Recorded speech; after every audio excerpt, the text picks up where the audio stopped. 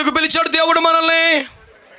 గొర్రె పిల్ల ఎక్కడికి పోవును అక్కడికెల్లా వెళ్ళిపోతే రేపొద్దున పరలోకములు సియోనును ప్రత్యేకమైన సర్వోత్తమ కొండ మీద శిఖరం మీద యేసుతో యుగ యుగాలు ఏలుబడి చేసే సౌభాగ్యాన్ని సొంతం చేసుకుంటాం. కానీ యేసుని వెంబడించడం సులభమా కష్టమా? చాలా కష్టం.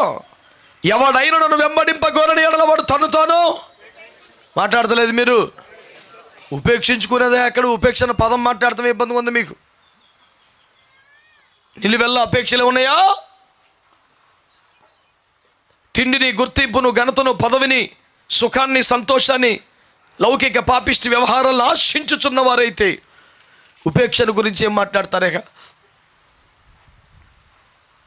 అంది వచ్చిన అవకాశాన్ని దేవుని చిత్తం కాకపోతే ఎగిరి వచ్చిన డబ్బును పాపిష్టి సొమ్ము అయితే, ఊరిస్తున్న ఆశను పాప సంబంధమైంది అయితే వద్దనే దమ్ముంటేనే క్రైస్తవుడు.